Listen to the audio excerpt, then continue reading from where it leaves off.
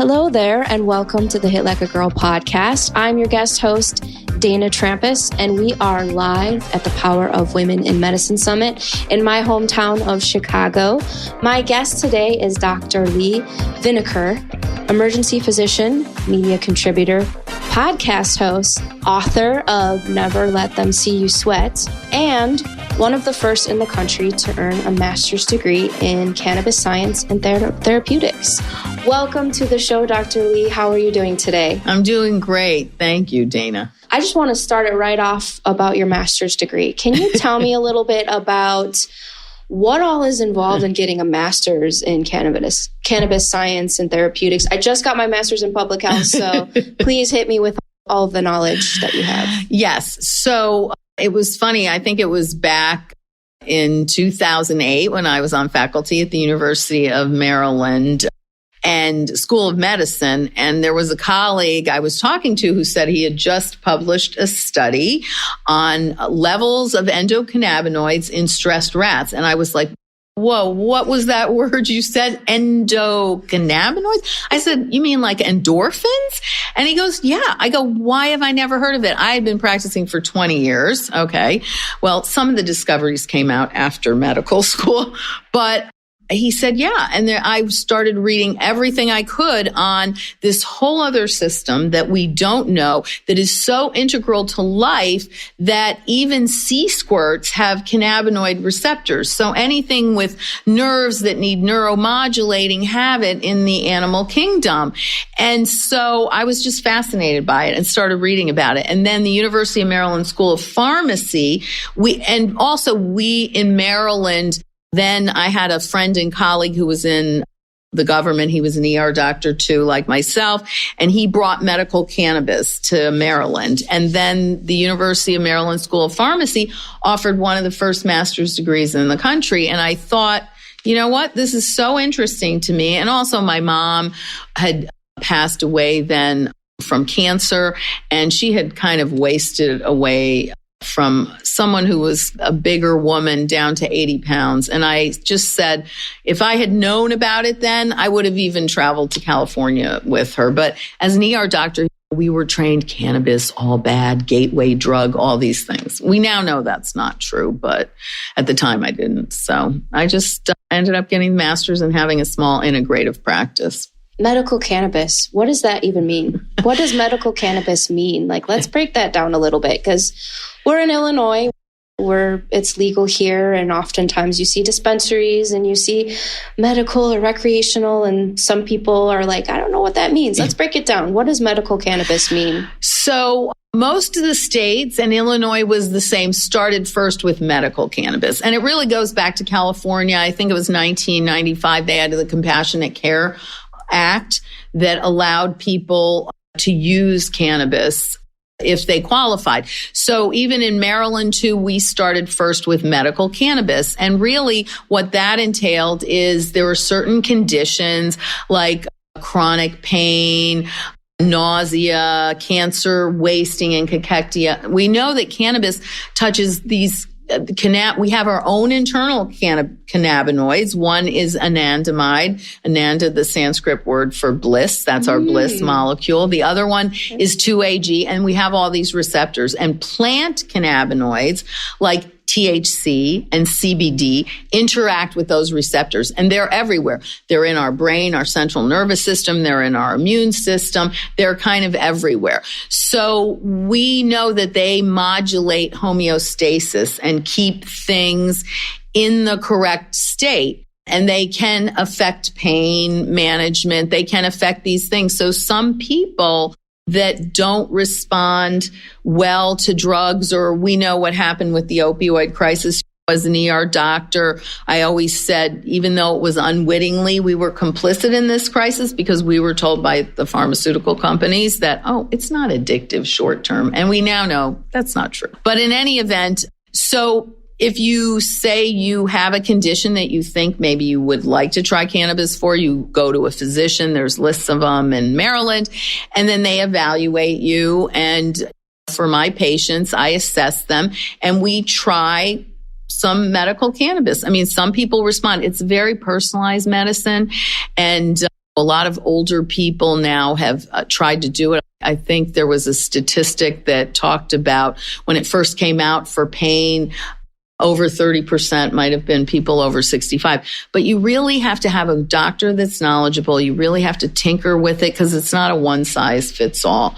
But we know that our body reacts to plant cannabis because we have our own internal cannabinoids. And there are some conditions, multiple sclerosis with spasticity, it can relax it. We know probably the most research is nausea and vomiting from chemotherapy and treating it that way. And some people say the plant has all these other compounds too, the whole plant. So basically that's better than getting an isolate or specialized, because we had a pill called Marinol back in the 80s almost, which was, and it's so funny, this shows you how the federal government sort of is. Marinol is THC, but it's a different isomer. Isomers are like right hand, left hand, and it's a synthetic THC, exact same chemical compound, just maybe right hand, left hand. That's a Schedule 3, but a Schedule 1 is the plant cannabis. So I think it was misunderstood. If you looked at the history of how cannabis became illegal, it was misunderstood. Even in the 70s with Nixon, he created a commission and had one of his close friends that was the past governor of Pennsylvania. And they put out a report that said it's not as dangerous as people think. And he ignored it and then created the Controlled Substance Act, which registered probably because all the anti-war protesters were using a lot of cannabis back then. What is the biggest opportunity that we're missing out on right now with cannabis? With those scheduling that you said, because I just feel like it is ripe for disruption. I would feel like Big Pharma would be like, yes, let's figure out what we could do. But yeah, some of the problem, Dana, with sort of Big Pharma, and Big Pharma has made a cannabis product. GW Pharmaceuticals in England created Epidiolex, and they did research on these kids that had these genetic syndromes like Lennox. And these kids had like hundreds of seizures a day, and they couldn't be controlled with medicine. If you talk to a parent that has a child like that, or a parent with autism, even all these seizure meds they keep adding on and on, it sort of makes them a little bit like zombies where they keep adding seizure meds. And they did research and they found that CBD, and it is an isolate in a drug form, and it does have some artificial flavoring and things to it that some parents don't like for their kids with either autism or one of these conditions. But it tampons down the system, because that's what our endocannabinoid system does. When your nerves are constantly firing from a seizure, it says, whoa, what's going on? It emits it through the central nervous system, and these endocannabinoids sort of calm that down. And there is this theory now. Dr. Ethan Russo, who is a very big cannabis researcher in this country, he sort of coined the phrase clinical endocannabinoid deficiency. And it's this idea that maybe there are certain conditions where our own endocannabinoid system doesn't function. And in fact, there was a study out of Stanford that they looked at kids on the autism spectrum, and they could almost say how severe they were on the autism spectrum by the level of anandamide that they could detect in their blood and stuff. So there is this idea that there might be conditions where we have not a very good or dysfunctional endocannabinoid system, and we could benefit from plant cannabinoids. Well, no doubt you are very knowledgeable on this, obviously, but I feel like we're lacking in knowledge out there with other doctors. And I think that a lot of times patients have a hard time bringing up that they're a user or that they may need it in conversation because there is not much education around that. It's true. There isn't. I am in the state of Maryland, we have the Cannabis Public Health Advisory Council. I was appointed by the governor with some other doctors and other experts in the field. I'm chairing one of the subgroup committees on provider education, and we are throwing back to our legislators that there should be some basic cannabis competency that people should learn.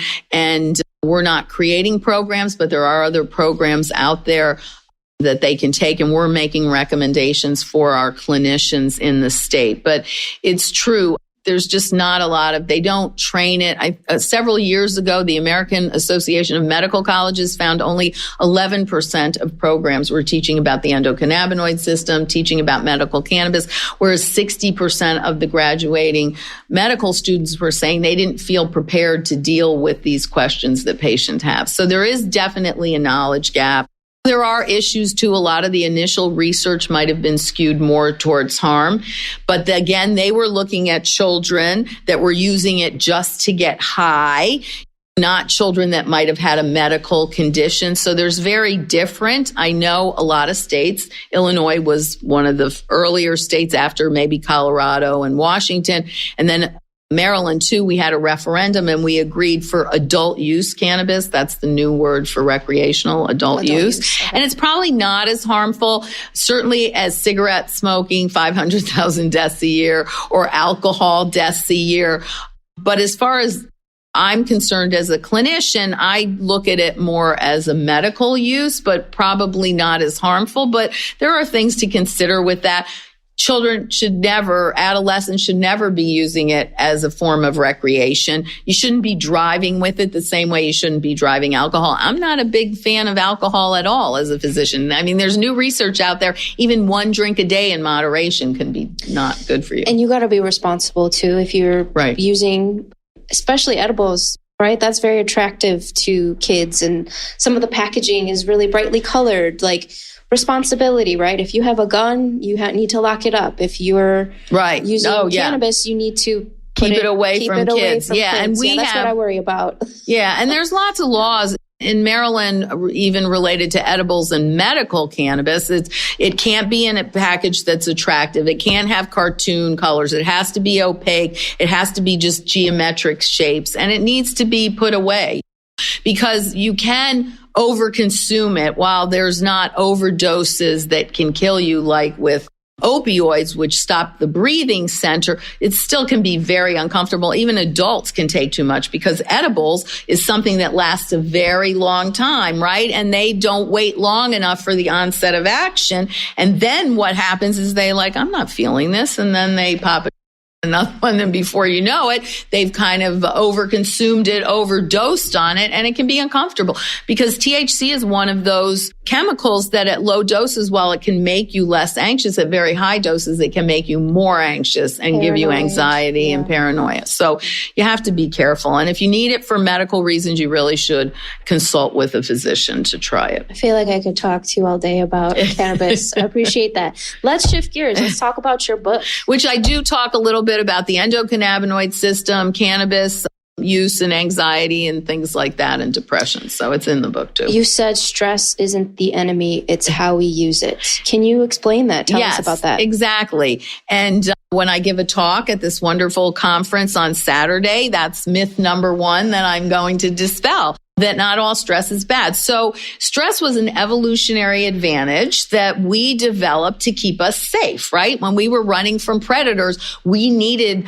those hormones of stress, adrenaline and cortisol. It increased our breathing so that we would get more oxygen into our muscles. It diverted blood from our GI tract to the muscles. Our pupils widen so that we get better peripheral vision for escape routes, right? And short-term stress, even in today's society, is good. Think about the Olympics are coming up, an Olympic runner in the blocks. You need that little burst of adrenaline for top performance. Even as an ER doctor, we will get a call from the ambulance. They're bringing in bus accident victims. We're all in the resuscitation room with your whole trauma team. You need that little burst of adrenaline. It's when you don't have that recovery in the end, and when the stress is just constant. That's when it causes increased inflammation, which can lead to diabetes and heart disease. It causes immune dysfunction, which can even lead to cancer and infections, and it causes cognitive decline. It's that constant fear that our part of our brain called the amygdala that's on high alert, that's part of the hypothalamic pituitary adrenal axis that's pumping out those hormones that are dangerous. So what I talk about in the book is, as an ER doctor, you need to triage your stress and decide what you want to focus on and what you don't. And triage is comes from the French word to sort. We use it in the ER all the time. It's prioritizing patients, right? We know the ER isn't first come, first serve. So if you are having a heart attack, you are not going to be standing behind a guy with a paper cut that's, sorry, take a ticket. That doesn't work. You have to prioritize them.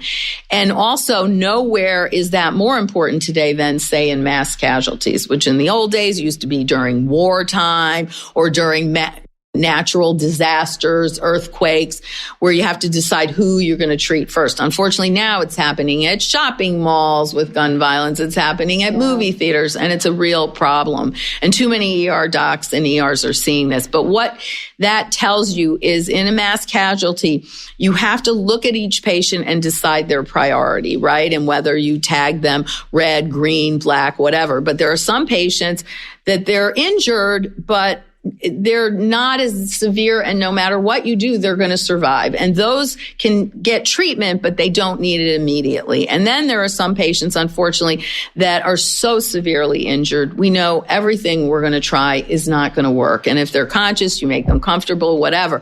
But those you have to let go. And then it's those patients in the middle that are severely injured, but if you know they need a tourniquet, or you can get the ambulance here and get them to the hospital for surgery right away, those are the ones that's going to survive. And I say everyday stresses in your life, you have to triage them. And it's the ones in the middle. Some stresses, they're annoyances. They're not going to make a difference. Someone cuts you off in the highway. What are you going to do? Chase them down? And then in today's world, get shot? No. And just let that go, right? And some things you're not going to be able to change. I mean, the doom scrolling with the news today, TikTok, and everything that's going on, you're not going to be able to change certain things. So you have to let that go. It's the stuff in the middle that's going to affect your life, affect your health. Those are the things, and that are actionable, and you can maybe have some change, whether it's your own attitude, whether it's helping somebody else, but those are the ones you focus on. I imagine working in an emergency room is exceptionally stressful. I can only imagine that. We see on TV, the pit, everything that's going on at once, but you kind of get in this perpetual cycle. And that impacts a lot of women in medicine. That's what we're here for, right? Right. And I think there's a lot of high stressful moments that we have in healthcare where we need to kind of decide, what do I need to let go and what do I need to address at this moment? So for anyone in healthcare who's trying to hold it all together right now, what's a tool from your book that you hope that they walk away with? Right. Well, there's several tools. They're all science-backed, because we know as women doctors, even I myself had a little imposter syndrome. You write the book, so I had science backing me up on the tools. But there's certain ways that you can step away, even for a minute, even the most stressful kind of ways. So, for example, breathing. Believe it or not, breathing can reset the response in the brain and can calm you down. Okay. That's why sometimes people hyperventilate when they're very freaked out. But there's something called box breathing, right? Where you inhale for 4 seconds, hold it for 4 seconds, exhale for 4 seconds, hold it for 4 seconds.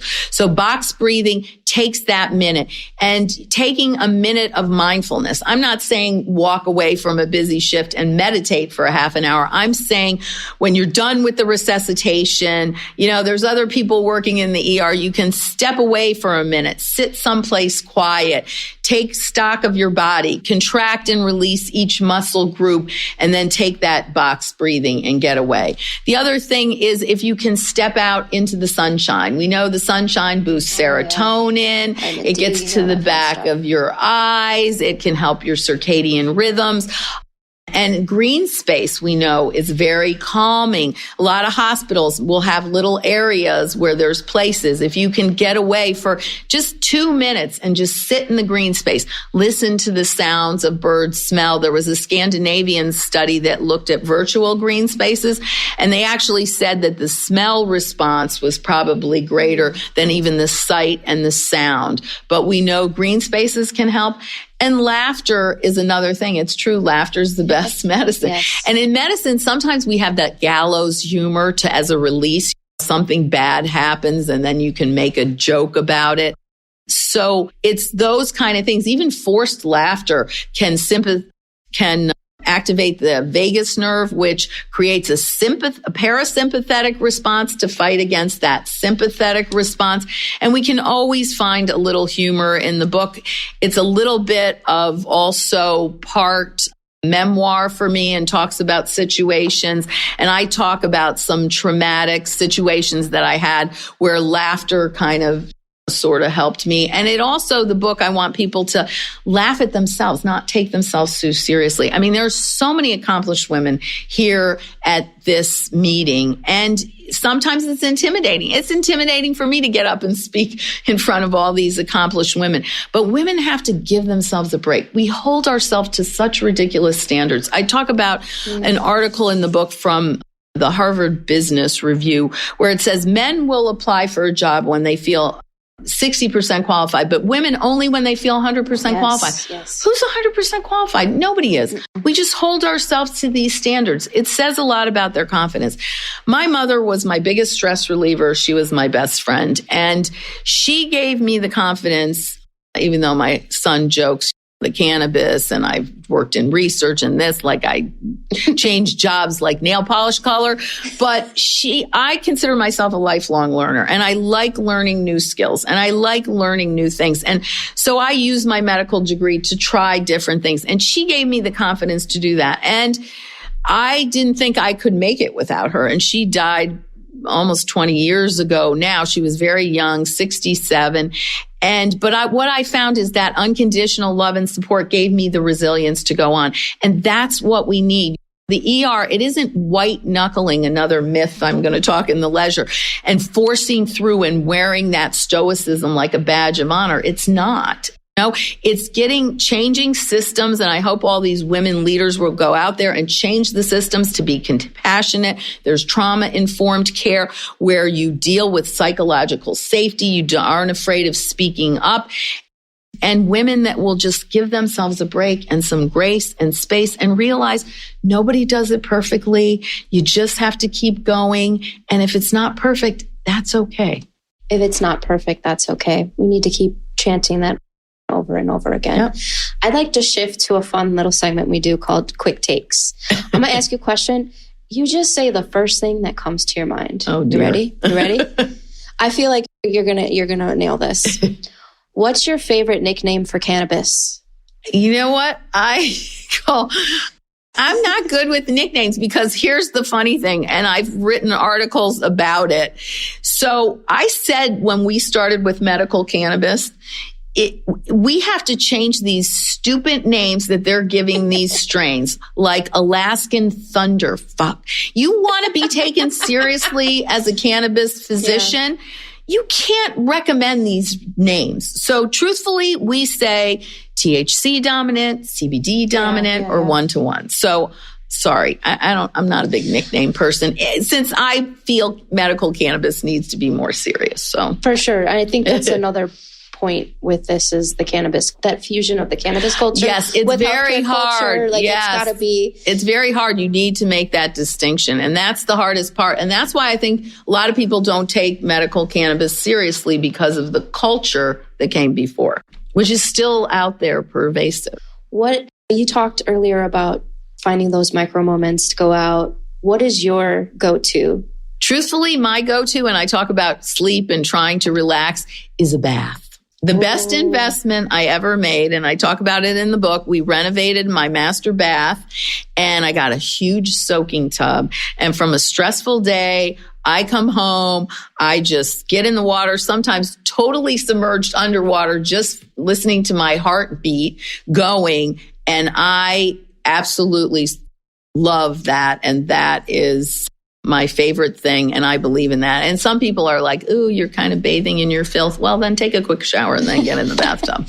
No, I love that. I love also just that self-care ritual of if you do a bath every day, go and buy yourself a really nice, expensive, like bubble bath, like soap or whatever, a really nice little product or lotion that really makes you feel And I talk good. about self-care. Self-care is not frivolous. It's important. Yeah. If you could redesign medical education, what is one thing you'd add for the next generation of doctors? I would say to really start to observe the research, see what research is there. Get medical students involved in research very early. And besides teaching endocannabinoid system and cannabis, obviously, the second thing is get them involved in research so that they know what's lacking is medical research related to women. And we are 50% of the population, but for years and years, there was never any medical research on women. People didn't look at that. And I think getting students early on involved in research and being critical and learning how to understand studies, and today people aren't taking science seriously, but hopefully. But I think that aside from also encouraging things like learning about the endocannabinoid system and medical cannabis. Dr. Leigh, it's been an absolute pleasure having you on here today. Before we head out, let's put out some call to action out there for our listeners. For anyone listening who's curious about medical cannabis or want to learn more about your book, Never Let Them See You Sweat, what's an action they can take today? Well, they can go to my website, drleigh.com, and there's links for the book there if they want to buy the book. And I also write a column related to medical cannabis called Ask Dr. Leigh, and a lot of those are on the website too. So there's a lot on my website, drleigh.com, and then obviously it's online at Barnes & Noble and also Amazon. Perfect. Well, thank you again for being here and coming to Chicago. Go check out Dr. Leigh's book, Never Let Them See You Sweat. I'm Dana Trampas from Hit Like a Girl podcast. Make sure to go out there and find those micro moments of joy. Thank you. Thank you. Thanks for listening. You can learn more about us or this guest by going to our website or visiting us on any of the socials with the handle Hit Like a Girl Pod. Thanks again. See you soon. Again, thank you so much for listening to the Hit Like a Girl podcast. I am truly grateful for you, and I'm wondering if you could do me a quick favor. Would you be willing to follow or subscribe to this podcast, or maybe leave us a rating or review? Or if you're feeling extra generous, would you share this episode on your Instagram stories or with a friend? All those things help us podcasters out so much. I'm the show's host, Joy Rios, and I'll see you next time.